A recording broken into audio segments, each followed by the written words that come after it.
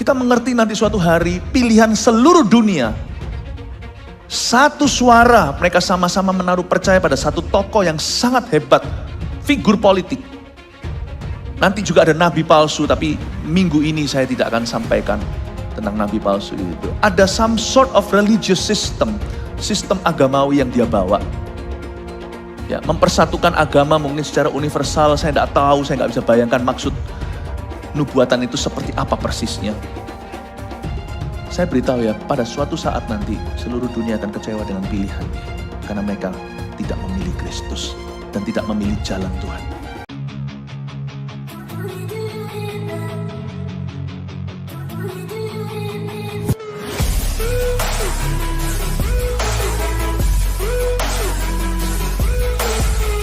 Shalom sahabat Ephata Kebenaran. Senang sekali bisa bertemu kembali dengan sahabat di channel ini. Saya berterima kasih karena sahabat sudah mampir dan mengikuti channel ini sampai hari ini. Saya berdoa kiranya Tuhanlah yang membalas dan memberkati kita semua. Channel Ephata Kebenaran membahas khusus tentang tanda akhir zaman atau peristiwa-peristiwa yang akan terjadi di akhir zaman. Dalam bahasa teologianya adalah eskatologi. Kita akan belajar tentang akhir zaman dari berbagai sumber. Semoga channel ini boleh memberkati kita semua. Tidak perlu berlama-lama lagi, mari kita langsung saja mendengarkan khotbah tentang akhir zaman dari hamba Tuhan yang luar biasa ini. Namun sebelumnya, mari kita bersatu di dalam doa. Bapa di sorga, kami siap dibekali oleh kebenaran firman tentang nubuatan, tentang tanda-tanda akhir zaman, hal-hal yang akan terjadi di masa depan. Berikanlah kami kemampuan agar kami dapat mengerti rencana Tuhan atas kehidupan kami dan dunia ini. Ajar kami Tuhan agar kami mempersiapkan diri menghadapi hari-hari yang akan datang ini. Kami siap diberkati oleh hamba-Mu ini. Berkatilah hamba-Mu ini, berkati pemberitaan firman Tuhan, berkati kami semua. Demi nama Yesus. Amin. Mari kita buka Wahyu pasal 6 ayat pertama. Kita mulai membaca tentang meterai-meterai yang dibuka di akhir zaman. Ayat pertama, maka aku melihat anak domba itu membuka yang pertama dari ketujuh meterai itu. Dan aku mendengar yang pertama dari keempat makhluk itu berkata dengan suara bagaikan bunyi guru, mari berhenti. Ayat pertama, aku di sini adalah Yohanes, Rasul Yohanes di Pulau Patmos mendapat wahyu. Dia melihat anak domba itu Yesus Kristus. Yesus membuka meterai pertama dari ketujuh meterai itu. Meterai tujuh meterai ini bicara tentang murka Allah setelah pengangkatan gereja. Ini semua dari Wahyu 6 ke atas adalah post-rapture events atau kejadian-kejadian setelah gereja diangkat. Absennya gereja perjanjian baru di atas muka bumi. Jadi please don't call me. Kalau Anda ada di sini yang tertinggal, terus cari pendeta yang ditinggal adalah pendeta yang fasik. Karena pada waktu itu bahasa sekolah minggu yang tinggal pada orang-orang benar hanyalah sisa-sisa baju mereka ketika mereka dalam waktu sekejap mata, kata Ser Tesalonika. Sangkakala hanya didengarkan oleh orang benar, kita diubah dalam sekejap dalam kemuliaannya dan bertemu dengan Yesus di awan-awan. Itu bukan halusinasi manusia, itu firman tertulis di perjanjian baru lewat surat Paulus. Dan Yesus pun pernah mengatakan, 2 orang di kilangan, 1 ditinggal, 1 diangkat. Kita nggak tahu kapan itu terjadi, tapi Alkitab menjelaskan sesudah itu apa yang akan terjadi, meterai-meterai dibukakan. Dan aku mendengar orang pertama dari keempat makhluk itu berkata dengan suara bagaikan bunyi guru. Keempat makhluk di sini adalah God's mighty angels atau malaikat-malaikat Allah yang penuh dengan kuasa, namun tidak maha kuasa, tidak ada malaikat yang maha kuasa. Malaikat-malaikat ini menahan kejahatan di dunia, mulai dilepaskan penjagaannya. Tidak total, kalau total bumi binasa, meskipun tanpa gereja pun dunia masih memperoleh belas kasihan Allah. Tuhan itu panjang sabar, itu sabarnya panjang beneran. Tapi dunia udah berbeda tanpa gereja. Coba bayangkan ada kita aja LGBT sudah bebas. Ada kita aja negara-negara semakin hari semakin antikristus. Apalagi tanpa kita. Kalau nggak ada penjaganya, nggak ada papa mama aja nakal, tunggu nanti kalau dia sekolah luar negeri, bebasnya nggak keruan. Gereja itu hikmat Allah, meskipun banyak sekali cacat celah di dalam sejarahnya. Tanpa gereja, sekalipun gereja nggak sempurna, celakalah dunia. Keempat makhluk itu berkata dengan suara bagaikan bunyi guru. Suaranya gini, mari, kedengarannya bagus ya, marilah kepadaku yang letih lesu dan berbeban berat. Tapi ini bukan undangan bukan lagi undangan untuk Kristus datang. Mari di sini adalah, ya sudah kalau itu maumu hai dunia. Pada saat itu Tuhan mulai menyerahkan bumi pada apa yang mereka inginkan. Ingat gak cerita di padang gurun? Mereka semua berseru-seru, ayolah Tuhan, kami mau makan daging. Masa terus makan begini mana? Bawang prei, berambang merah di Mesir itu betapa enaknya. Mereka lupa cambukan-cambukan mandor-mandor di situ. Mereka lupa yang namanya slavery atau perbudakan. Akhirnya Tuhan berkata, ya sudah kalau ini maumu, kalau kamu paksa ya, aku berikan namanya permissive will atau kehendak Tuhan yang diizinkan. Kamu mau kan? Ya sudah. Kamu tidak mau Kristus kan? Gereja ini, dunia ini kan anti Kristus, anti Kristen, anti pendeta, anti orang Kristen, anti gereja. Coba lihat. Coba lihat sekarang itu loh sentimennya dunia. Itu pun masih terjadi kebangunan rohani di gereja-gereja. Wah, tapi tidak bisa dipungkiri. Dunia ini tidak suka orang-orang Kristen. Coba lihat kalau Anda di masyarakat, Anda sungguh-sungguh dengan orang Kristen aja sesama Kristiani, Anda pasti akan disebut fanatik dan sebagainya. Jangan marah sama mereka, memang itu hawa dunia. Suatu hari Tuhan akan berkata, ya sudah, mari. Bahasa Jawa Tengahnya monggo silakan. Kalau ini maumu, kamu tidak mau Kristus kan? Kamu mau anti Kristus kan? Semua orang rasanya keren. If I'm born to be bad. Kebaikan itu tidak menarik. Kejahatan itu menarik. Anak-anak muda coba lihat. Kalau nggak sungguh-sungguh berakar pada Tuhan. Mereka kalau bisa membuat sesuatu yang gila-gilaan itu, padahal mereka nggak suka. Mereka merasa mereka itu diterima dan mereka merasa ini normalnya dan mereka merasa keren gitu, cool gitu. Coba minum bir anak muda rasa gimana? Padahal nggak tentu mereka suka. Coba merokok, hanya demi apa? Demi untuk impress teman. Padahal kalau merokok sungguhan batuk-batuk, sungguhankah mereka suka? Awal mula mereka jatuh dalam kecanduan itu karena terpaksa. Karena peer pressure atau tekanan sebaya. Coba lihat ya, orang mana ada anak muda yang merasa keren kalau doa di depan teman-temannya. Bukankah salib yang harus dia pikul? Dia dicerca, dihina, sok suci lu. Kenapa dunia begitu ya? Memang hawanya anti Kristus. Suatu saat Tuhan akan berkata, ya sudah, mari. Mari kita lihat apa yang keluar ketika Tuhan berkata mari. Dan aku melihat sesungguhnya ada seekor kuda putih. Dan orang-orang yang menunggang, satu orang yang menungganginya memegang sebuah panah dan kepadanya dikaruniakan sebuah mahkota.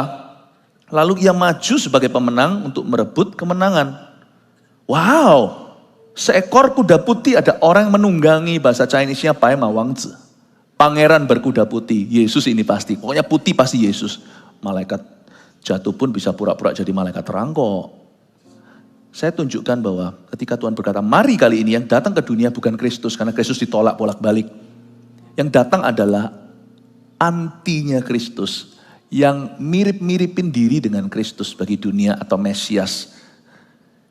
Dia mempresentasikan diri sebagai juru selamat dunia dan diterima dengan mudah. Karena dia sesuai dengan ekspektasi bumi, tapi nanti dunia akan kecewa. Seekor kuda putih di sini bukan Mesias tapi 666. Palsuan Mesias itu, kebaktian kedua nanti saya jelaskan. Kira-kira dia ini kayak apa? Di zaman orang-orang Yahudi ngalami aniaya yang lebih tinggi. Di mana orang-orang bumi sudah tidak ada gereja perjanjian baru lagi. Tapi sekarang mari kita fokus sedikit tentang 666 ini. Seekor kuda putih, orang yang menungganginya memegang sebuah panah. Kalau Yesus Kristus memegang pedang bermata dua. Gak pernah ada gambaran Yesus pegang panah. Yang pegang panah di Kejadian itu Nimrod. Nimrod yang membangun satu peradaban namanya Babilonia. Babel itu. Negara adikuasa zaman dulu di daerah Irak, Iran. Sekarang Irak tidak berdaya. Tapi disitulah hotbed, di situ dari dulu itu tempat semua konflik dunia di daerah-daerah Timur Tengah. Pegang panah itu lambang Nimrod. Saya tidak mau kita terlalu masuk ke simbolisme nanti jangan-jangan buat patung Yesus pakai pedang pun itu bukan Tuhan. Siapa yang pernah lihat Yesus sehingga kita bisa wujudkan dia dari buatan tangan manusia? Sembah aja Tuhan Yesus dalam roh dan kebenaran. Tidak perlu wujudnya, suatu hari kita akan ketemu muka dengan muka. Ini bukan Kristus, dia pegang panah. Kepadanya dikaruniakan sebuah mahkota. Ini mahkota dari setan, dari iblis, dari Lucifer itu. Ini orang diurapi oleh setan.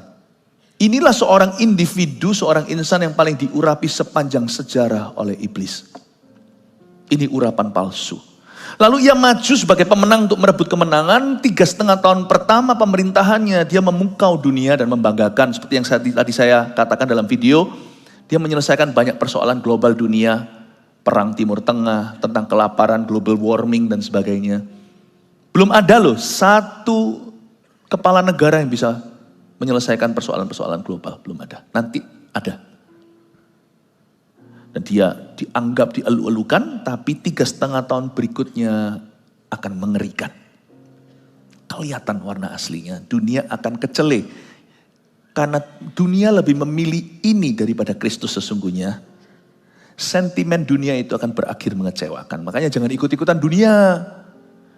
Zaman sekarang itu loh, gladi resik, gladi kotornya adalah boleh punya sosial media, gak usah ikut-ikutan di jalur itu. Jadikan aja itu hobi lah, atau sesuatu yang sampingan. Hidup utamamu tidak berasal dari sana. Gak usah ikut-ikutan dengan bumi ini. Punya boleh, itu sekedar teknologi. Kelengkapan. Janganlah damaimu di sana. Tapi juga jangan jadi orang aneh. Hidup di dalam goa hanya berdoa, gak relevan. Hiduplah sesuai dengan zaman. Tapi jangan ikut-ikutan. Ayo jangan tegang, katakan kiri kanannya, ayo kita ikut Tuhan, jangan ikut-ikutan sama dunia. Tenang aja ya, nanti Kristus belum datang, kita masih ada di sini. Ayat 3, dan ketika anak domba itu membuka meterai yang kedua, aku mendengar makhluk yang kedua berkata, mari, malaikat kedua berkata, mari. Dan majulah seekor kuda lain, seekor kuda merah padam, dan orang yang menungganginya dikaruniakan kuasa untuk mengambil damai sejahtera dari atas muka bumi, sehingga mereka saling membunuh, dan kepadanya dikaruniakan sebilah pedang yang besar. Kuda pertama, Pai Mawangzi, kuda pertama adalah kuda putih dengan penunggangnya. Tapi kuda kedua, meterai kedua adalah kuda merah padam. Merah yang gelap. Yang menunggangi diberi kuasa. Dia gak punya kuasa sendiri. Dia diberi kuasa karena Tuhan berkata, ya sudah kalau ini dunia mau. Dunia gak mau aku. Dunia mau kamu. Silakan. They're yours. Mereka milikmu. Akhirnya majulah dia. Kuasa yang diberikan adalah untuk mengambil damai sejahtera dari atas muka bumi. Dari ayat ini saya mengambil kesimpulan bahwa damai itu karunia Allah. Meskipun dunia ini gak menyembah Tuhan, tetapi masih ada damai. Tuhan masih berbelas kasihan dan memberi kesempatan. Tahukah damai di hidupmu itu adalah kasih karunia Allah? Kalau Anda bisa bangun tidur hari ini, puji Tuhan liburan. Atau masuk kerja, banyak masalah tapi kita masih dapat kekuatan baru untuk bekerja sehari lagi dan menghadapi. Itu Tuhan. Damai itu dari Tuhan. Tolong dijaga, dihargai, dipelihara, dan disyukuri. Kalau kita bisa punya lebih ya silakan. Tapi kalau kita nggak bisa, janganlah tukarkan damai itu dan berkata, aku stres dan depresi ya. Aku mau mati ya, bunuh diri. Bagi orang yang dikit-dikit mau mati ya, FYI for your information, Anda belum cukup bagus untuk mati. Emangnya sana bawa apa ke Tuhan? Kenapa Tuhan merugi menciptakanmu? Jangan merasa mulia kalau minta mati itu. Meskipun bukan mau bunuh diri maksudnya. Suruh Tuhan cabut nyawa. Jangan gitu ah. Bolos kok gembar-gembor ke sorga. Sana belum melakukan apa-apa kok. Bangga-bangga mau meninggal dunia. Itu adalah doa yang patut dapat tamparan malaikat. Justru itu akan membuka celah untuk setan bekerja di dalam hidupmu. Jangan dikit-dikit mau mati. Berjuang. Hidup ini adalah kesempatan. Selagi kita masih hidup, jangan bilang mau mati. Berbuahlah. Kalau belum berbuah, gara-gara semak belukar, cabuti itu semaknya. Jangan beralasan dengan seperti, dan kata Tuhan cabut saja nyawaku. Sorry ya ngomong saya kasar. Lu kira lu siapa doa kayak begitu? Tuhan. Jangan gurui Tuhan. Mati itu adalah kodrat, kedaulatan Allah maksudnya. Mati itu kedaulatan Allah. Jangan campuri. Hidup itu keputusanmu. Saya ngomong seperti ini ya. Karena damai itu jangan kau jual.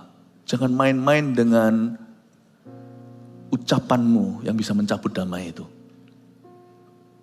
Damai ini tidak perlu, damai ini ketika menjauh maka hati akan saling membunuh. Coba lihat, si penunggang kuda merah padam ini bahkan tidak perlu memulai perang.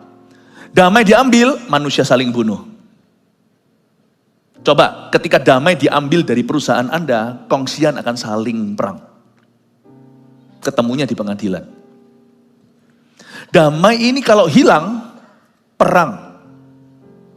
Karena itu tidak perlu memulai peperangan.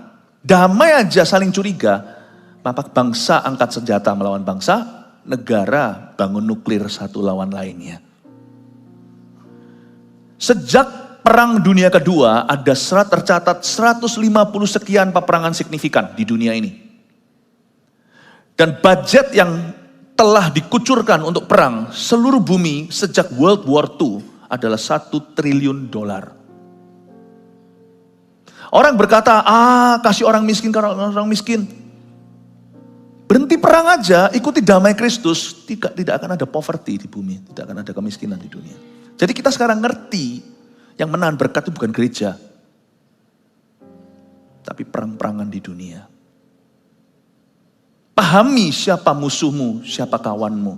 Pahami Anda dan saya di sisi mana di dalam sejarah, di sisi karya pekerjaan Allah, atau kita mindsetnya dunia dengan anti-Kristen, anti-Kristus, anti-gereja, anti-pendeta. Meskipun ya orang Kristen ada buruknya, pendeta pun ada yang jatuh, ada yang salah. Jangan ikut-ikutan. Bangun hidupmu, lalu lakukan sesuatu yang Roh Kudus suruh menurut tuntunannya. Itu jauh lebih membuat dunia ini damai. Kita mungkin tidak bisa mengubah seluruh dunia, tapi kita bisa mengubah dunia satu orang lebih damai gara-gara kita.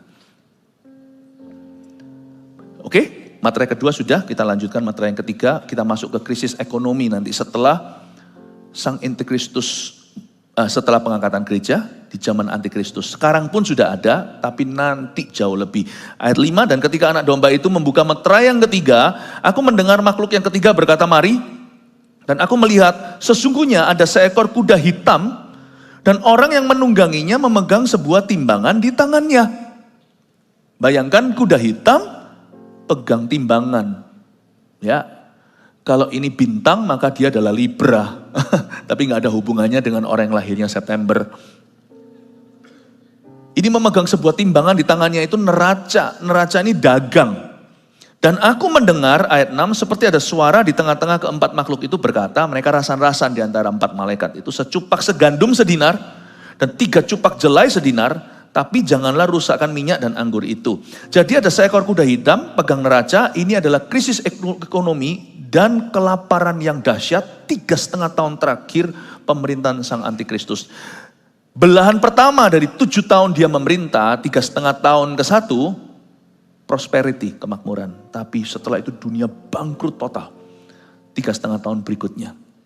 Itu orang-orang kecewa. Bukankah ini cerita lama? Orang-orang yang menyanjung secara politik tokoh tertentu. Nanti orang-orang itulah yang berkata, aku kecewa, salibkan dia. There's no political savior in this world. Di dunia ini tidak ada juru selamat politis, itu tidak ada. Kita harus berdoa untuk segala pemerintahan. Kalau kita ditaruh di negara itu, kita doa untuk pemerintahan negara tersebut. Kita berdoa supaya Tuhan bisa memakai mereka. Beri takut akan Tuhan. Tapi hanya Tuhanlah juru selamat. Kita mengerti nanti suatu hari pilihan seluruh dunia. Satu suara, mereka sama-sama menaruh percaya pada satu tokoh yang sangat hebat. Figur politik. Nanti juga ada nabi palsu, tapi minggu ini saya tidak akan sampaikan tentang nabi palsu itu. Ada some sort of religious system. Sistem agamawi yang dia bawa. Ya, mempersatukan agama mungkin secara universal, saya tidak tahu, saya nggak bisa bayangkan maksud nubuatan itu seperti apa persisnya. Saya beritahu ya, pada suatu saat nanti seluruh dunia akan kecewa dengan pilihannya. Karena mereka tidak memilih Kristus dan tidak memilih jalan Tuhan. Krisis ekonomi akan gila-gilaan. Saya kasih contoh, dikasih contoh oleh malaikat dalam rasan-rasan mereka, secupak gandum sedinar. Secupak itu 1 liter, cupak itu liter. Jadi bayangkan kalau gandum orang Indonesia nggak terlalu makan roti. Jadi pikirkan aja gandum itu beras. Secupak seliter beras, sedinar itu harga sehari upah kerja. Upah kerja harian berapa di Indonesia? Per now 2024, kalau saya salah sorry ya, karena saya bukan seorang ekonomis, saya seorang pendeta, jadi saya nggak terlalu ngikuti. Ya, tapi taruhlah 200.000. 1 liter beras 200.000, saya nggak tahu sekarang ibu-ibu kalau Anda belanja di pasar atau di supermarket 1 liter beras itu harganya berapa? 20.000? Berapa? 17-15.000. Ini mengikuti, puji Tuhan ada mereka. Pendeta tidak lengkap kalau tidak ada ibu-ibu rumah tangga. 17.000, 15.000, nanti jadi 200.000 seliter. Bukan karena mahal. Karena langka, jadi sana punya 200.000 pun tidak dapat oksigen gitu loh. Seperti zaman COVID. Zaman itu akan luar biasa. Life, hidup akan turun standarnya sampai di level bare necessities bahasa Inggrisnya. Sampai di level kebutuhan pokok, bukan luxury. Jadi please jangan ngomel dengan fasilitas hari ini. Bersyukurlah untuk apa yang kau miliki. 5 roti 2 ikan kau kelola bisa memberi 5.000 orang makan.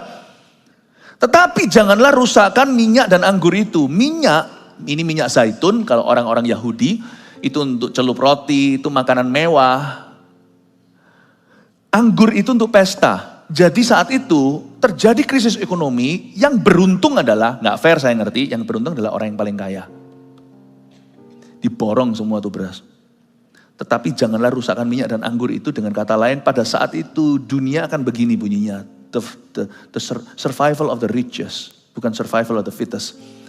Sekarang kan siapa yang lebih kuat, hukum rimba kan, dia yang dapat. Tapi yang nanti siapa lebih kaya akan bisa melangsungkan hidup. Jadi lebih ngeri saat itu jomplang kaya miskin. Tidak pernah Anda melihatnya seperti zaman Antikristus.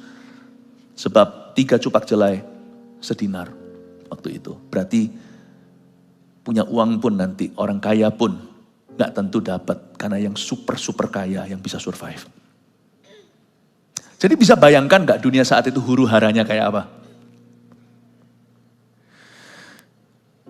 Kalau Anda ditinggal, please don't call me. I hope I will not be around. Karena saya harap saya tidak ada di tempat. Kalau saya di tempat celaka saya, berarti kan saya ditinggal. Ya, jangan telepon Pastor Yohanes. Pastor Yohanes juga pasti diangkatnya. Bukan berarti kita takut ya aniaya, enggak sih. Saya rasa ini kutukan Allah, bedakan aniaya, sekarang pun ngalami aniaya. Kita semua itu loh, sekarang itulah dibully sana sini. Di beberapa negara orang Kristen bahkan mati. Saya beritahu ya, ini bukan, saya percaya bahwa pengangkatan itu terjadi dalam firman dikatakan sebelum semua ini terjadi. Karena ini murka. Ini murka Allah, ini bukan aniaya, ini bukan salib. Ini kutuk. Ayat 7, dan ketika anak domba itu membuka meterai yang keempat, aku mendengar suara makhluk yang keempat berkata, mari. Mari kita lihat sekarang penunggang keempat. Dan aku melihat sesungguhnya ada seekor kuda hijau kuning, dan orang yang menungganginya bernama Maut, dan kerajaan Maut mengikutinya. Kudanya hijau kuning, oke? Yang menunggangi namanya maut dan kerajaan maut mengikutinya. Dan kepada mereka diberikan kuasa atas 1/4 dari bumi untuk membunuh dengan pedang dan dengan kelaparan dan sampar dan dengan binatang-binatang buas yang di bumi. Meterai yang keempat ini disebut death toll atau berjatuhan korban. 1/4 oleh karena penunggang kuda hijau kuning yang menunggangi bernama maut dan kerajaan maut. Yang namanya setan panen raya. Neraka itu ngalami tuaian. Sebab pada zaman di mana gereja yang kudus sudah diangkat oleh Kristus, yang sisa adalah orang-orang fasik atau orang-orang yang menentang Kristus yang akan jatuh ke bawah kaki sang antikristus. Jadi yang mati boleh dikatakan hampir semua itu binasa. Makanya di sini bukan penunggangnya namanya kematian, tapi namanya maut. Akan terjadi kematian besar-besaran di dunia karena alasan-alasan terbunuh karena pedang, karena kelaparan, karena sampar, karena penyakit-penyakit baru maupun penyakit-penyakit lama. Death toll yang namanya jatuh korban itu akan luar biasa. Alkitab mengatakan di sini 1/4 populasi dunia. Berarti hari ini kalau bumi ini 8,1 miliar penduduknya, coba bayangkan dalam waktu sekejap 3,5 tahun, dunia ini akan melihat 2 miliar orang mati. Coba bayangkan zaman COVID, jutaan memang, banyak. Tapi nanti itu 1/4 bumi dari 8,1 miliar aja hari ini nanti pasti bertambah. Entah sampai kapan Tuhan datang. Tuhan itu mengangkat gerejanya lalu terjadi semua event-event ini. 3,5 tahun, 3,5 tahunnya antikristus. Taruhlah sekarang aja 8 miliar. Berarti 2 billion lives will die. Saya nggak bisa bayangkan dukanya. Saya nggak bisa bayangkan penyakitnya. Bayangin 2 miliar orang itu dikubur di mana? Penyakit sampar itu akan kemana-mana. Entah sampar di sini apa waktunya. Pasti tidak sehat seluruh dunia. Dan ketika anak domba itu membuka meterai yang kelima ayat 9, aku melihat di bawah mezbah jiwa-jiwa mereka yang telah dibunuh oleh karena firman Allah dan oleh karena kesaksian yang mereka miliki. Meterai yang kelima bukan kuda. Meterai yang kelima ini adalah justice, keadilan Allah. Karena ketika dibuka, maka Yohanes melihat di bawah mezbah ada jiwa-jiwa martir yang dibunuh karena firman Allah. Ini adalah semua martir sejak Habil, perjanjian lama hingga perjanjian baru, termasuk martir-martir di perjanjian lama, nabi-nabi yang dibunuh, sampai rasul-rasul, sampai gereja modern hari ini, ayat 10, dan mereka berseru dengan suara nyaring katanya, berapa lamakah lagi ya penguasa yang kudus dan benar, engkau tidak menghakimi dan tidak membalaskan darah kami kepada mereka yang diam di bumi. Bukan berarti orang-orang ini dendam, tapi mereka berseru ya Tuhan, engkau tidak akan lepaskan orang-orang jahat dari hukuman. Para martir ini disimpan di bawah mezbah. Di tempat di mana mereka mezbah itu mempersembahkan korban yang berkenan. Kematian mereka berkenan kepada Tuhan. Ini baru mati mulia. Karena mereka matinya bukan karena bosan hidup, tapi karena firman Allah dan kesaksian mereka. Martir-martir memiliki tempat khusus. Jangan takut mati bagi Kristus. Ada seorang teman berkata, aku takut loh kalau aku pelayanan ke situ dan sebagainya, aku di martir. Saya bilang, darahmu cukup suci tah. Martir itu panggilan tertinggi. Jangan GR sama Tuhan. Gak tentu loh darahmu itu diterima sama Tuhan sebagai benih gereja di pulau itu, di negara itu. Gak tentu. Jangan takut. Hiduplah bagi Kristus. Mati adalah keuntungan. Tetapi saya jelaskan arti martir sesungguhnya di ayat 11. Ada sesuatu kalau kita baca Alkitab itu secara asal kita tidak akan menemukan. Ayat 11 kita baca, dan kepada mereka masing-masing diberikan sehelai jubah putih. Fine, kita tahu itu. Dan kepada mereka dikatakan bahwa mereka harus beristirahat sedikit waktu lagi hingga genap jumlah kawan-kawan pelayan dan saudara-saudara mereka yang akan dibunuh sama seperti mereka. Tuhan ngomong gini sama suara martir di bawah mezbah. kalian harus tunggu sesaat lagi. Tunggu, belum penuh. Hingga genap jumlah kawan-kawan pelayan dan saudara-saudara kalian yang akan dibunuh sama seperti kalian. Kata hingga genap jumlah kawan-kawan pelayanan dalam bahasa asli Wahyu ini yaitu Yunani, dia tidak ada kata jumlahnya. Tapi supaya nyambung sama penterjemah Alkitab ditambahkan sedikit. Bukan berarti mengubah Alkitab, tidak. Tapi supaya kita jelas. Sebenarnya bunyinya begini. Karena bahasa Indonesia perlu kata sambung, bahasa Inggris pula. Hingga genap, mestinya hingga genap kawan-kawan pelayan dan saudara-saudara mereka yang akan dibunuh sama seperti mereka. Tidak. Kata jumlah itu kata penyambung. Maksud saya apa? Gak tentu bicara tentang kematian. Arti broad atau arti luas martyrdom itu bukan mati bagi Kristus tapi hidup bagi Tuhan. Hingga genap kawan-kawanmu, sampai kawan-kawanmu itu genap. Sampai gereja Tuhan karakternya disempurnakan. Jadi Tuhan tidak merujuk, tidak mengacu pada berapa banyak orang lagi yang akan mati baru aku adili. Tapi Tuhan berkata, kamu tunggu karena darahmu itu benih, tunggu sampai gerejaku itu penuh, rumahku harus penuh, tunggu sampai gerejaku itu karakternya satu-satu sempurna yang gegeran di antara mereka itu bisa berdamai meskipun untuk damai perlu dua sisi, tapi minimal Tuhan melihat yang benar itu disempurnakan. Allah menunggu hamba-hambanya, Anda dan saya, anak-anaknya, agar karakter kita semakin seperti Kristus. Maka aku akan mengadili dunia ini. Luar biasa ya. Tapi Tuhan tidak akan menunggu kita sempurna kalau kita berlambat-lambat. Sebab kedatangan Tuhan Siso pasti tidak akan menunggumu. Di kitab Roma Paulus mengatakan sampai genap jumlah orang-orang dari bangsa-bangsa lain masuk kerajaannya. Nah kata genap itu berapa? Nggak ada orang yang tahu. Zaman dulu ketika ada seorang evangelis yang sudah almarhum hari ini di Afrika. Lalu dia berkhotbah 1 juta orang terima Tuhan. Saya berdoa supaya ada penginjil-penginjil seperti ini lagi.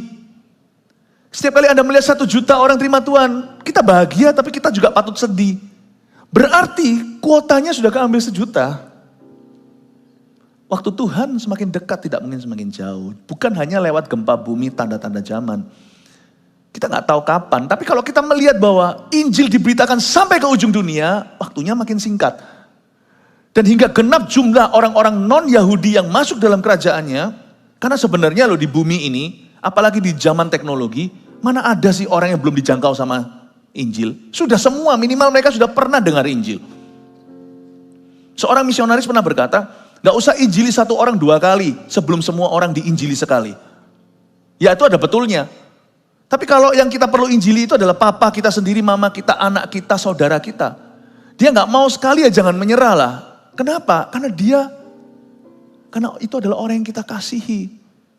Itulah sebabnya gereja tidak sama dengan organisasi penginjilan. Yang pergi ke seluruh dunia, gereja itu bercokol di komunitas itu lagi dan lagi. Terus cari si bungsu. Sudah masuk ke dalam rumah bapaknya, keluar lagi tersesat, kita cari lagi kemudian hari.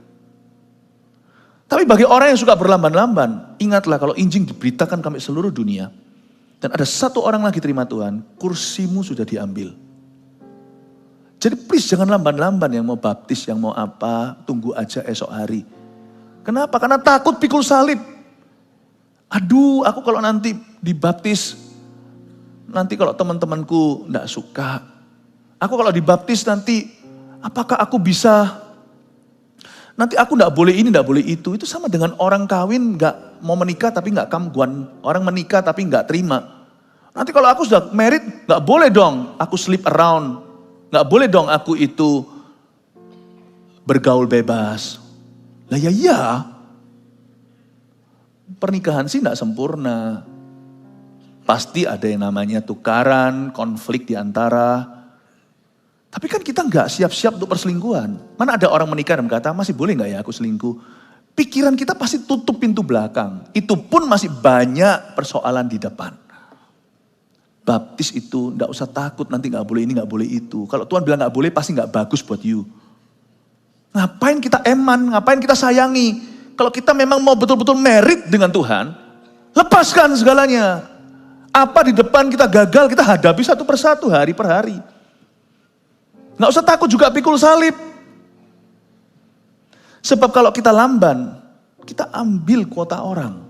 Ngapain sih gereja itu kejar orang-orang itu melulu? Harusnya kita merasa malu kalau kita itu jadi target misi. Bukannya by age, kalau kita sudah kenal Tuhan lebih dari 1 tahun, harusnya kita sudah jadi misionaris. Rasul-rasul itu loh, cuma 3,5 tahun sama Yesus. 3,5 tahun doang sudah jadi rasul-rasul. Kita yang sudah kenal Tuhan 13 tahun, 30 tahun, masih terus diajak istrinya, ayolah doa. Aduh, menghabiskan potensi kami. Meskipun kami tidak keberatan karena kami cinta. Namanya cinta itu kan begitu. Kasih itu akan terus-menerus mau gak mau. Tapi kalau kita sudah jadi orang Kristen bertahun-tahun ya gitu-gitu. Makanya kita tuh selalu kan berkata, ayo CG, karena CG itu pemuritan. Kita gak diganggu privasinya. Tapi di CG kita diajari untuk bertumbuh dan melayani. Gak gitu-gitu doang, gak gitu-gitu saja. Saya sih gak mau jadi beban. Karena masih banyak jiwa di luar sana yang belum kita jangkau sekali. Kenapa? Gereja harus menjangkauku 7 kali. Nangkep ya Bapak Ibu Saudara? Sejak saya lahir baru saya membuat keputusan. Aku gak perlu dijangkau bolak-balik. Cukup. Kalau aku lemah aja tolong jaga. Tapi tidak perlu kau jangkau aku lagi dan lagi. Amin Bapak Ibu Saudara. Firman ini mungkin sangat-sangat solid, sangat-sangat keras. Tapi saya rasa ini kita perlukan. Lanjut lagi sedikit ya. Kita lihat ayat yang ke-12. Maka aku melihat ketika anak domba itu membuka meterai yang ke-6 nih.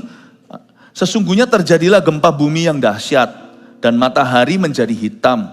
Bagaikan karung rambut dan bulan menjadi merah seluruhnya bagaikan darah. Menurut saya ini bukan kiasan, ini akan kejadian sungguhan. Tapi bukan di zaman kita sekarang karena kita masih ada di dunia gereja Kristus.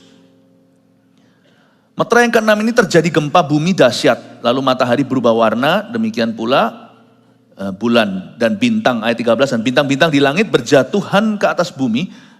Bagaikan pohon arah menggugurkan buah-buahnya yang mentah.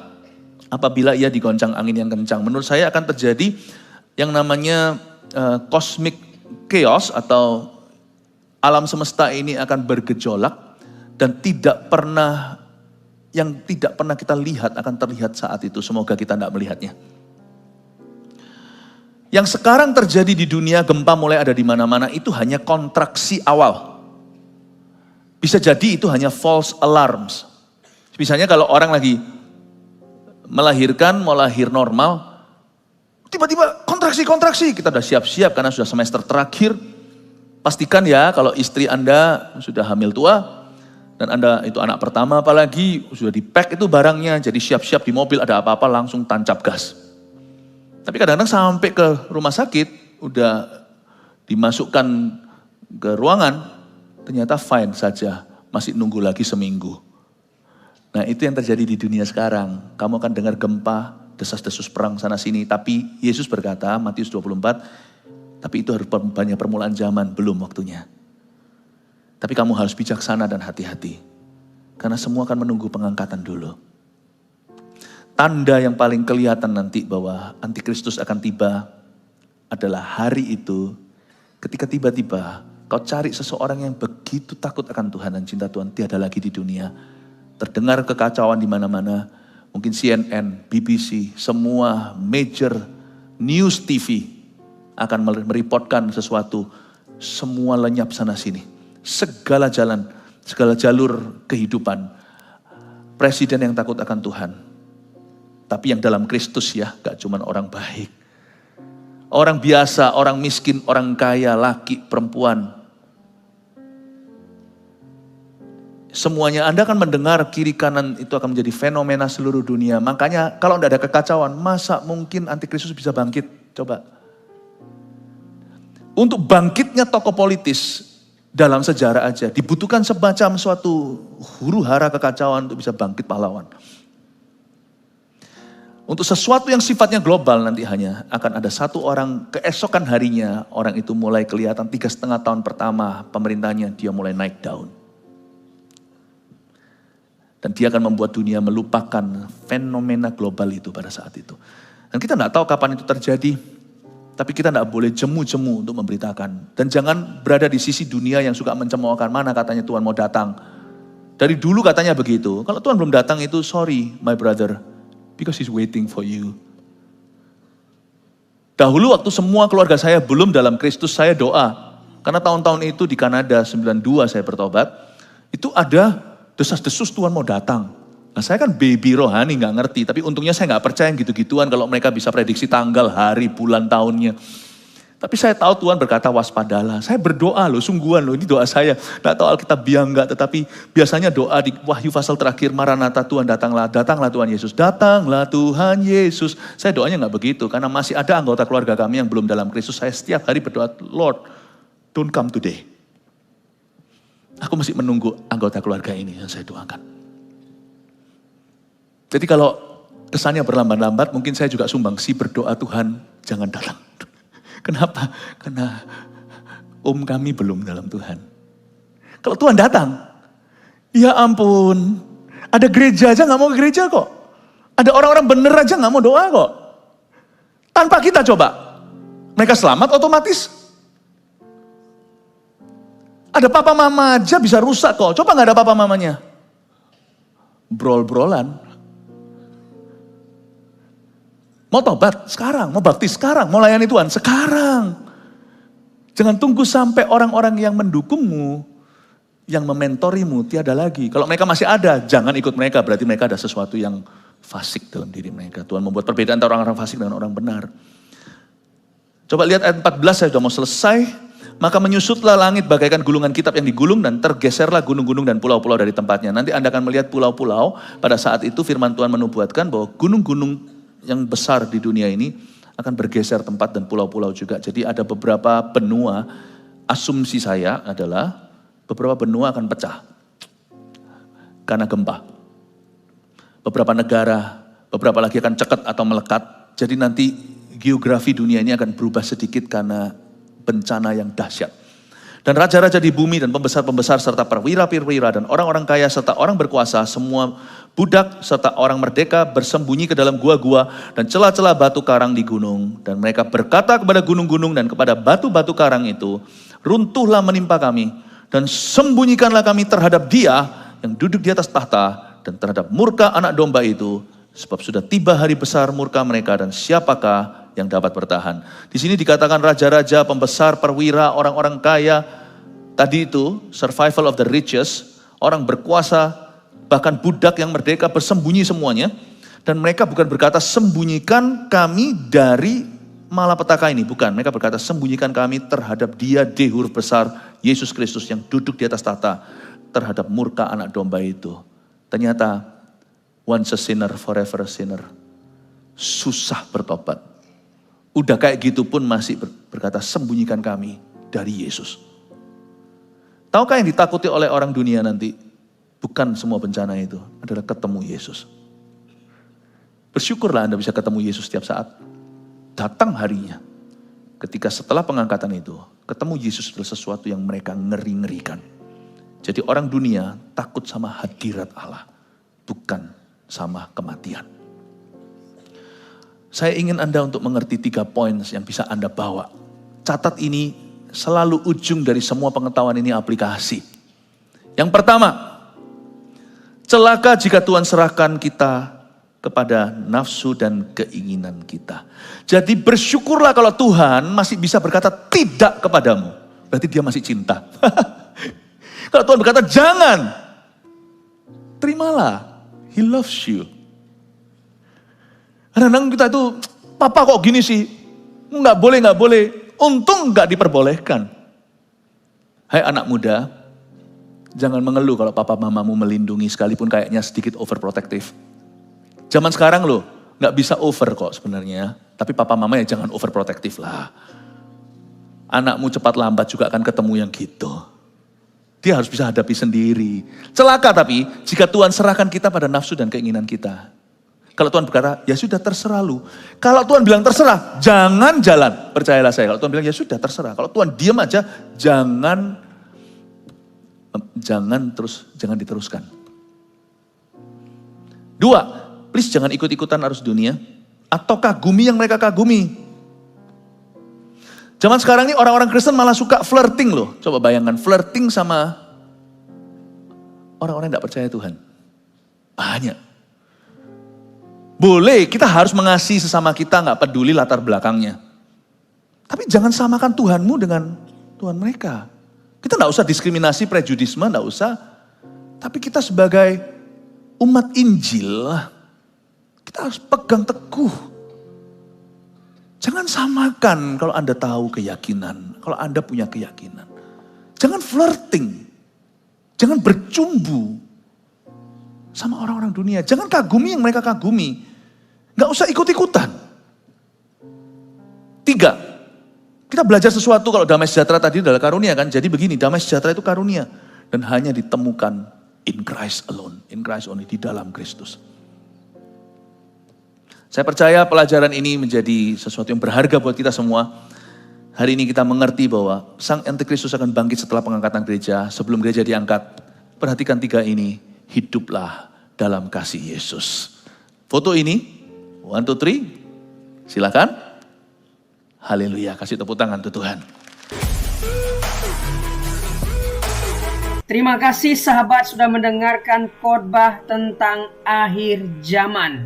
Saya yakin dan percaya kita semakin bertambah hikmat dan bertambah referensi tentang akhir zaman. Channel ini dibuat secara sadar untuk mengumpulkan pembahasan tentang akhir zaman, nubuatan tentang akhir zaman, agar kita punya satu channel membahas khusus tentang kejadian-kejadian di akhir zaman. Para pembicaranya juga dari berbagai interdominasi, baik dari Protestan, karismatik, Katolik, dan berbagai pendeta di seluruh Indonesia, tentunya yang membahas tentang akhir zaman.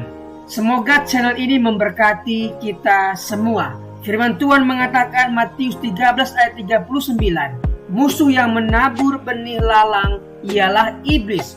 Waktu menuai ialah akhir zaman, dan para penuai itu malaikat.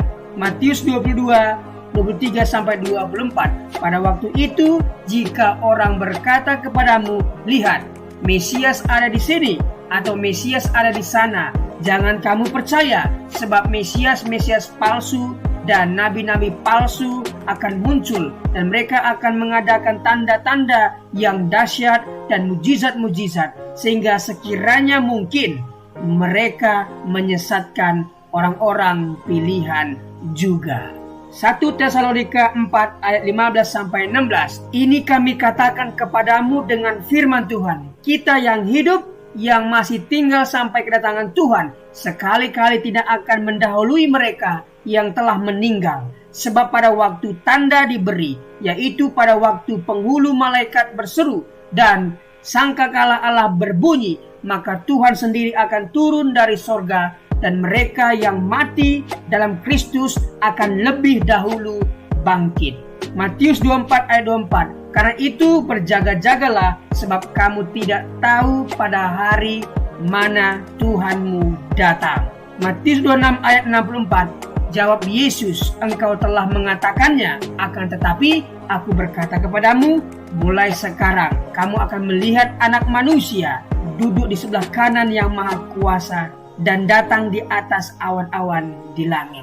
Tuhan akan menjemput kita di langit, dan kita akan datang menyongsong Dia di langit, sampai nanti kita akan memerintah di kerajaan 1000 tahun. Tuhan Yesus memberkati. Mari kita berdoa. Tuhan, terima kasih buat pemaparan firman Tuhan tentang akhir zaman yang disampaikan oleh hamba-Mu yang luar biasa ini.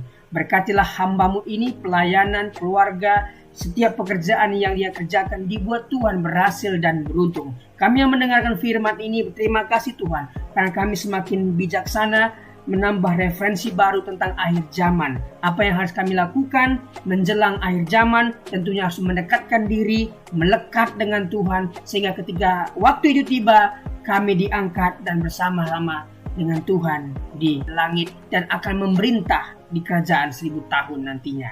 Terima kasih Tuhan, demi nama Yesus. Amin.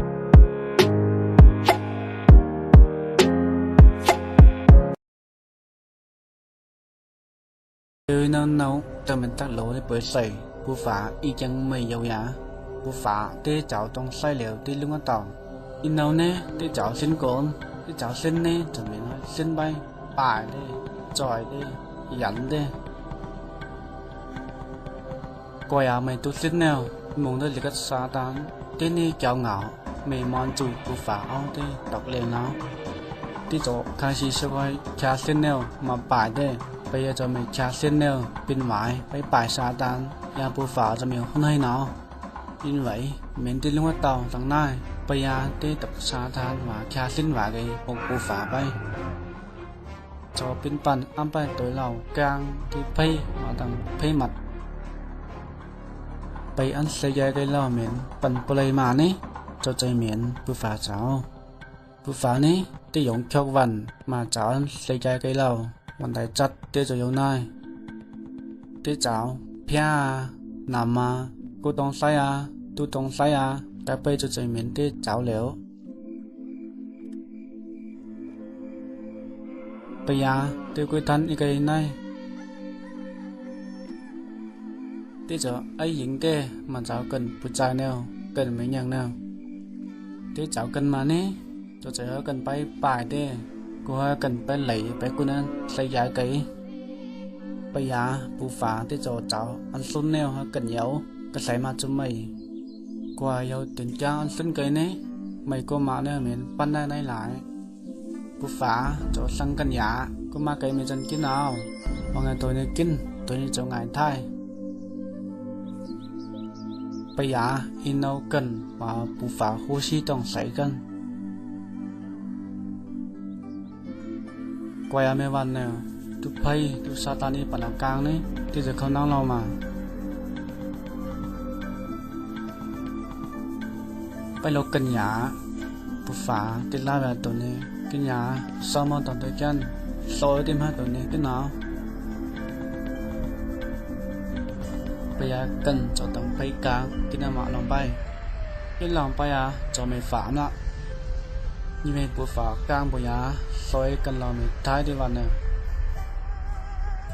bây giờ cần lòng mình phạm cho bố phá khát tuấn đấy như bố phá mình đã phạm nó mình xói cần lòng mình phạm xói miếu con căn này nào xói cho khát tuấn bay tổng nhà bạn nón phe với căn sung thu phe có bên này nó bây giờ quay cần lòng mình bố phá chảo màยิงผู้ฝ่ายเอานางเหล่านี้กันจูนำทำเด็กทายาในกันฝ่าไป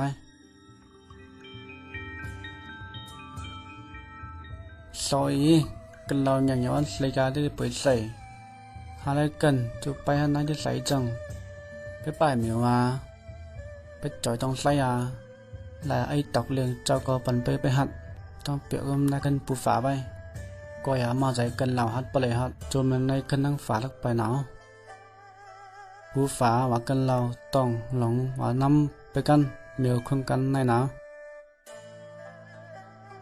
กว่าผู้ฝานี้ที่ยันใจหันนิ้นกันnhư vậyกันเราเหมือนไอ้หญิงได้มาเจ้าเปียได้จะให้อีหลอกตอกเตเยซูร้อนเสียไกมาเจ้าฝามกันเราไปยาอีกไกกันเราเจ้าไม่ไงงงnhư vậyเยซูเรามาหัดฆ่าลอยกันเราGiêsu vậy liệu nó cháu phạm cân lao cho ngài thái yêu sĩ sư cha ní ông lục thế mà sao phạm cân lao bay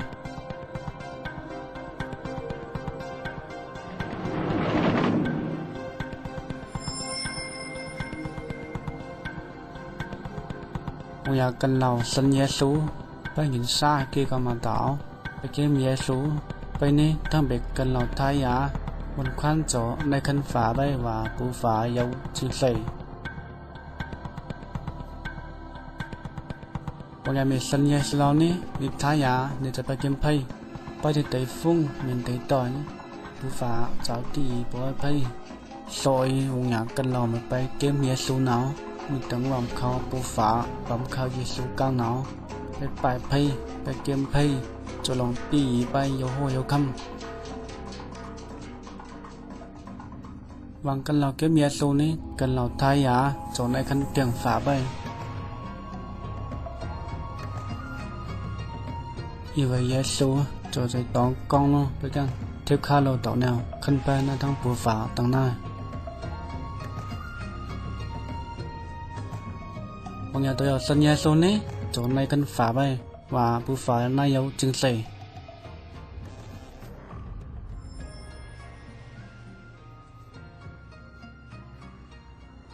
Terima kasih sudah melihat video pendek tentang rencana Allah untuk kehidupan manusia. Sejak dari awal Tuhan menciptakan Adam dan Hawa. Dia juga sudah merencanakan akan keselamatan manusia melalui pengorbanan anaknya yang tunggal. Tidak ada cara lain selain menerima Tuhan Yesus yang adalah jalan, kebenaran, dan kehidupan. Tidak ada seorang pun yang bisa bertemu dengan Bapa kalau tidak melalui Tuhan Yesus. Tuhan Yesuslah yang menjadi jembatan seperti video yang kita barusan lihat. Jadi rencana Allah itu sangatlah sederhana. Rencana keselamatan yang diberikan Allah sangatlah sederhana. Mari kita lihat artikel berikut ini. Rencana keselamatan Allah yang sederhana namun penuh kuasa. Hai kawan, saya akan mengajukan pertanyaan yang paling penting di dalam kehidupan ini. Kebahagiaan dan kesusahan Anda di masa akan datang bergantung pada jawaban Anda. Pertanyaannya adalah, apakah Anda sudah diselamatkan? Ini bukan pertanyaan tentang perbuatan baik Anda, bukan juga apakah Anda anggota gereja, tetapi apakah Anda sudah diselamatkan? Apakah Anda yakin akan masuk surga setelah meninggal dunia? Alkitab berkata bahwa untuk dapat masuk surga, seseorang harus dilahirkan kembali. Dalam Yohanes 3 ayat 7. Yesus berkata kepada Nikodemus, kamu harus dilahirkan kembali. Karena yang dilahirkan dari daging adalah daging, yang dilahirkan dari roh adalah roh. Dalam Alkitab, Allah memberikan rencana bagaimana caranya untuk dapat dilahirkan kembali, yang berarti diselamatkan. Rencananya sangat sederhana. Anda dapat diselamatkan hari ini juga. Bagaimana caranya? Langkah pertama, Anda harus sadar bahwa Anda adalah orang berdosa. Karena semua orang telah berbuat dosa dan telah kehilangan kemuliaan Allah. Roma 3 ayat 23. Karena semua orang lahir dengan hati yang berdosa, hati yang dari daging. Anda adalah orang berdosa dan terpisah dari Allah karena dosa. Sebab upah dosa ialah maut. Roma 6 ayat 23. Ini artinya pemisahan kekal dari Allah di dalam neraka. Manusia ditetapkan untuk mati hanya satu kali saja, dan sesudah itu dihakimi. Ibrani 9 ayat 27. Tetapi Allah sangat mengasihi Anda. Dia telah memberikan anaknya yang tunggal, Yesus, untuk menanggung dosa Anda dan mati untuk Anda. Dia, Yesus, yang tidak mengenal dosa, telah dibuatnya menjadi dosa karena kita, supaya di dalam Dia kita dibenarkan oleh Allah. 2 Korintus 5 ayat 21. Yesus harus meneteskan darahnya dan mati karena nyawa makhluk ada di dalam darahnya. Imamat 17 ayat 11. Tanpa penumpahan darah tidak ada pengampunan. Ibrani 9 ayat 22. Akan tetapi Allah menunjukkan kasih-Nya kepada kita oleh karena Kristus telah mati untuk kita ketika kita masih berdosa. Roma 5 ayat 8. Meskipun kita tidak dapat mengerti bagaimana caranya, Allah berkata bahwa dosa-dosa setiap orang yang percaya kepadanya telah dibebankan kepada Yesus dan Ia mati untuk kita. Dia dijadikan pengganti kita. Ini adalah kebenaran. Allah tidak dapat berbohong, kawanku. Sekarang Allah memberikan kepada manusia bahwa di mana-mana semua mereka harus bertobat. Kisah Para Rasul 17 ayat 30. Langkah kedua adalah pertobatan. Pertobatan ini adalah sunat hati. Kalau di perjanjian lama Tuhan minta Abraham, Kejadian 17, dan semua keturunannya disunat sebagai tanda perjanjian yang kekal. Makna rohaninya adalah dalam perjanjian baru Tuhan Yesus memperkenalkan tujuan dari sunat jasmani adalah sunat hati, yaitu secara rohani. Sunat jasmani dilakukan sebagai upaya memurnikan diri dan dari aspek medis dapat menghindari sejumlah sakit penyakit. Sunat hati secara rohani memurnikan hidup kita dari dosa dan maut. Yeremia 4 ayat 4 berkata tentang sunat hati supaya terhindar dari murka Allah.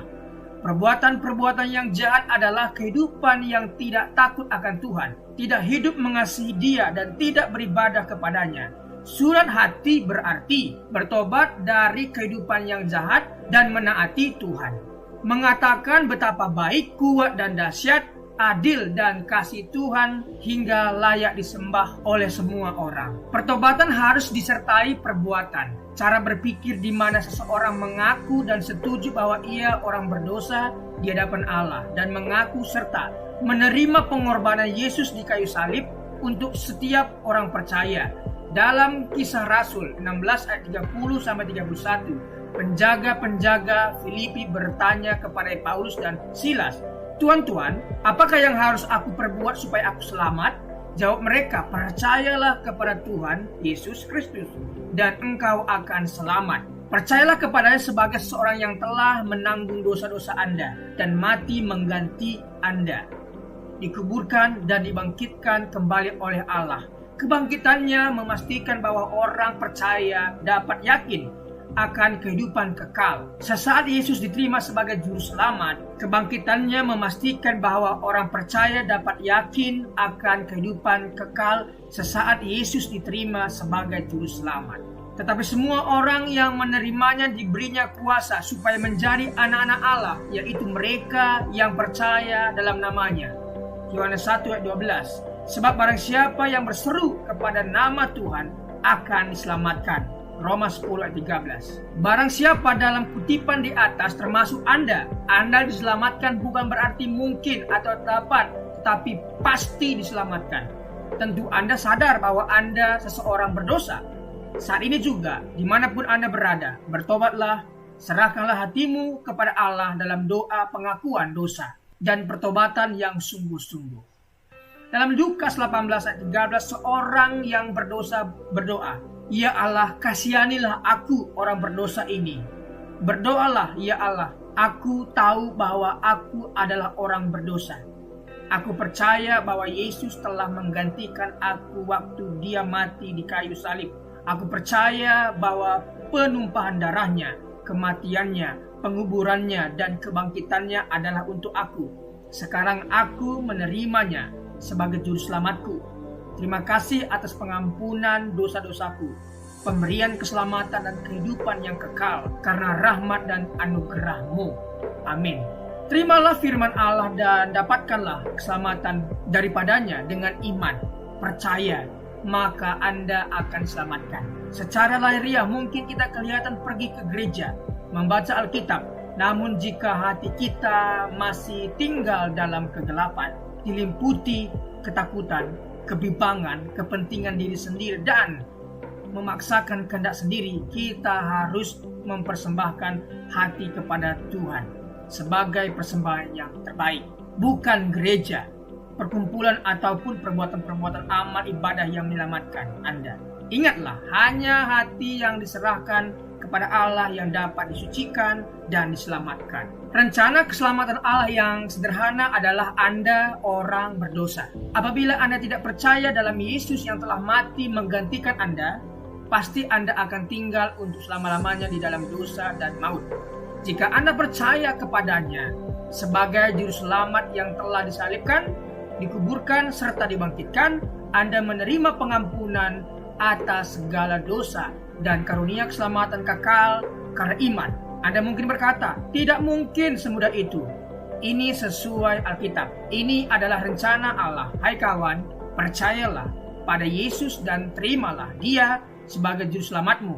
Hari ini juga, kalau rencananya masih belum jelas bagi Anda, bacalah tulisan ini berulang-ulang tanpa berhenti sampai Anda mengerti jiwa Anda lebih berharga daripada seisi dunia ini.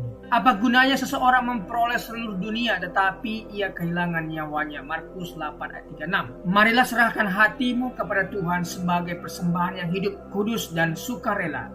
Anda harus benar-benar pasti akan keselamatan pribadi ini.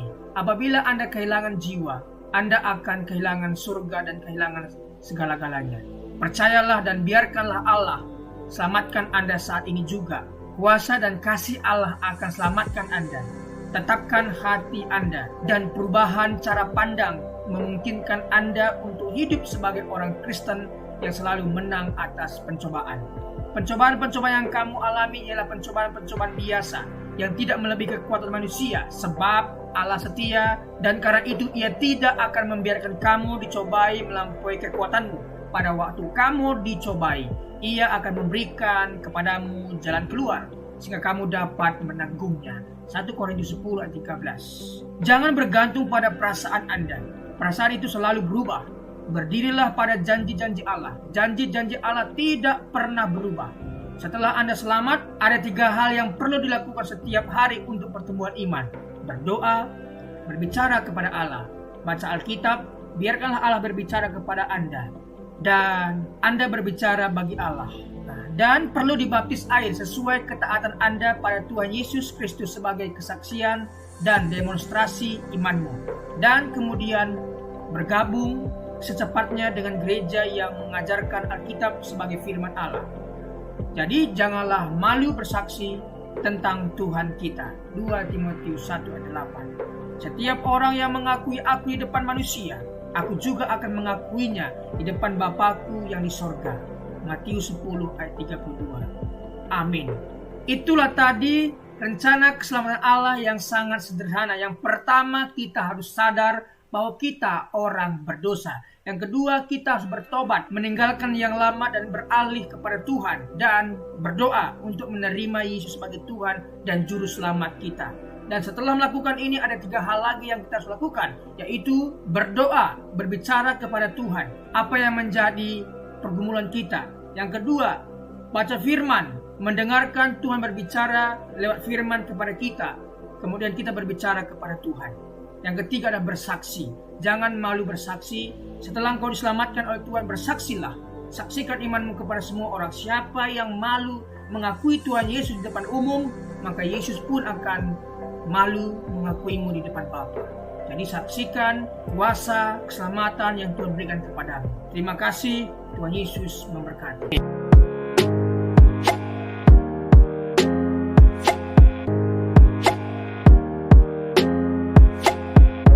Dalam kesempatan kali ini kita akan membahas satu tema yang cukup baik, yaitu menanti dan berjaga-jaga.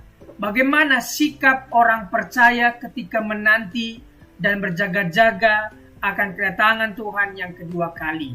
Mari kita baca Lukas 21 ayat 25 sampai 36. Saya percaya kita sudah membacanya. Oleh karena itu, mari kita lanjutkan. Apa yang seseorang biasa lakukan ketika menunggu? Tentunya kita akan mencari kesibukan supaya waktu menunggu tidak terasa lama. Kesibukan di sini pun bukan hal-hal yang tidak menguntungkan Tuhan, tetapi kesibukan yang menguntungkan Tuhan dan menguntungkan diri kita di masa depan, yaitu berbuat sesuatu yang baik untuk Tuhan. Apa yang kita lakukan ketika menunggu jemputan? Apa yang akan kita lakukan ketika tunggu ibadah mulai?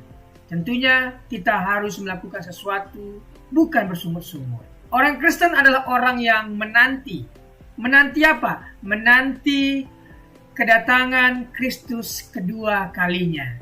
Orang yang setia sampai akhir dan tidak murtad dan menunggu kedatangan Tuhan yang kedua kalinya, Tuhan sudah sediakan yang namanya mahkota bagi mereka yang menantikan kedatangan Tuhan kedua kalinya. Kedatangan Kristus akan segera terjadi. Artinya pasti akan terjadi. Jadi, mari kita lihat Matius 24 ayat 19 dan Wahyu 1 ayat 1. Matius 24. Segera sesudah siksaan pada masa itu, matahari akan menjadi gelap dan bulan tidak bercahaya, dan bintang-bintang akan berjatuhan dari langit dan kuasa-kuasa langit akan goncang. Apa kata segera di situ? Kita akan dalami. Wahyu 1 ayat 1. Inilah wahyu Yesus Kristus yang dikaruniakan Allah kepadanya, supaya ditunjukkannya kepada hamba-hambanya apa yang harus segera terjadi. Makna segera bukan menunjuk 5 menit lagi, segera seperti guru, dosen mengatakan kepada siswa atau mahasiswanya, segera kumpulkan. Bukan itu. Tetapi segera di sanalah Kedatangan Kristus yang segera berarti, pertama, pasti terjadi. Itu pasti terjadi, Alkitab sudah mencatat dan pasti terjadi. Kedua, tidak ada seorang pun yang tahu waktunya. Tidak ada, oleh karena itu kita harus menanti dan berjaga-jaga. Ketiga, tidak ada seorang pun yang dapat melarikan diri ataupun luput. Siapapun kita akan tetap dihukum atau diberikan ganjaran yang baik. Pertama, tanda-tanda kedatangan anak manusia. Mari kita dalami apa tanda-tanda dan kenapa Tuhan memberikan tanda. Meski tidak ada yang tahu kapan waktunya, tetapi akan ada tanda-tanda sebelum itu terjadi. Lukas 21 ayat 25 sampai 26. Dan akan ada tanda-tanda pada matahari dan bulan dan bintang-bintang. Dan di bumi bangsa-bangsa akan takut dan bingung menghadapi deru dan gelora laut. Orang akan mati ketakutan karena kecemasan berhubung dengan segala apa yang menimpa di bumi. Sebab kuasa-kuasa langit akan goncang. Penguasa-penguasa yang ada di langit akan goncang. Tanda kedatangan Kristus sudah dinubuatkan oleh para nabi. Tanda kedatangan Kristus dan penghukuman orang fasik bisa dibaca Yesaya 13 ayat 9 sampai 11. Sungguh hari Tuhan datang dengan kebengisan, dengan gemas dan dengan murka yang menyala-nyala, untuk membuat bumi menjadi sunyi sepi dan untuk memunahkan daripadanya orang-orang yang berdosa. Sebab bintang-bintang dan gugusan-gugusan di langit tidak akan memancarkan cahayanya. Matahari akan menjadi gelap pada waktu terbit, dan bulan tidak akan memancarkan sinarnya. Kepada dunia akan kubalaskan kejahatannya, dan kepada orang-orang fasik kesalahan mereka. Kesombongan orang-orang pemberani akan kuhentikan, dan kecongkakan orang-orang yang gagah akan kupatahkan. Tanda kedatangan Kristus sudah dinubuatkan oleh para nabi. Yang kedua, tanda kedatangan Kristus dan penyelamatan umat Allah. Yoel 2 ayat 30 sampai Yoel 3 ayat 2. Mengapa perlu tanda? Supaya kita terhindar dari penyesatan. Baca Lukas 21 ayat 8. Tidak putus asa oleh penderitaan yang mendahului kedatangan Kristus. Akan ada penderitaan, akan ada penganiayaan. Tetapi bagi kita yang percaya kepada Tuhan, akan diangkat dan diluputkan. Tetapi bagi mereka yang suam-suam kuku, akan dimuntahkan dan mengalami siksaan besar itu. Tidak meragukan janji kedatangan Kristus. Oleh karena itu mari kita tidak meragukan janji kedatangan Kristus. Baca ayat yang ke-29 sampai 33 dan seterusnya. Setelah tanda-tanda terjadi, Yesus datang kedua kali. Haleluya. Perbedaan dengan kedatangannya yang pertama. Ya, dia lahir sebagai manusia kedatangan yang pertama. Dilahirkan dari perawan Maria. Sederhana dan kehinaan seorang hamba. Tetapi kedatangan yang kedua kalinya berkuasa dan kemuliaan seorang raja. Kedua, kedatangan yang pertama dihukum karena dosa manusia. Kedatangan yang kedua datang untuk menghukum manusia yang berdosa dan tidak bertobat. Aplikasinya, tidak percaya kepada orang-orang yang mencoba meramal atau menentukan waktu kiamat. Yang kedua, ketika melihat tanda, kita semakin yakin mengenai kedatangan Kristus. Tiga, sebagai orang percaya, kita bersukacita menyambut kedatangan Kristus karena ia datang untuk menyelamatkan. Selanjutnya, sikap menanti kedatangan anak manusia itu. Bagaimana sikap kita? Mari kita baca Markus 13 ayat 32. Saya percaya sahabat sudah membacanya. Tidak seorang pun yang tahu. Malaikat tidak tahu. Yesus sebagai manusia tidak tahu. Mengapa Allah tidak memberitahu kepada kita mengenai kedatangan Kristus yang kedua kali? Allah tidak memberitahu supaya, pertama, menumbuhkan di dalam diri kita sikap hamba yang benar, berjaga-jaga selalu. Seperti majikan yang akan pulang ke rumahnya. Tentunya hambanya atau pembantunya pasti berjaga-jaga untuk menanti majikan itu. Itulah maksudnya Kita harus berjaga-jaga dan juga terus menanti kedatangannya. Hamba sejati dan hamba palsu akan diuji di dalam kesediaannya untuk selalu berjaga-jaga. Fokus pada tanggung jawab dan pekerjaan yang Allah perintahkan. Kenapa Tuhan tidak beritahu kedatangannya? Agar kita fokus pada tanggung jawab dan pekerjaan yang Allah perintahkan kepada kita. Karena kita tahu zaman dulu, yaitu zaman Paulus, ketika dikatakan Tuhan Yesus akan datang kedua kali, dan jemaat saat itu sudah tidak mau kerja lagi, dan semua mereka menunggu. Bukan itu yang dimaksud. Aplikasi apa yang kita bisa ambil dari bagaimana berjaga-jaga? Ayat 34 sampai 36. Jangan syarat dengan pesta pora, kemabukan dan kepentingan duniawi. Mari kita jauhi hal-hal yang semacam ini, karena ini merugikan kita di masa yang akan datang. Berdoalah senantiasa. Agustinus berdoa, baca Alkitab, menjauhi dosa. Ini yang harus kita lakukan, berdoa, membaca Alkitab, menjauhi dosa. Dan selamat menantikan kedatangan Kristus, bersiaplah Yesus datang segera. Terima kasih, Tuhan memberkati.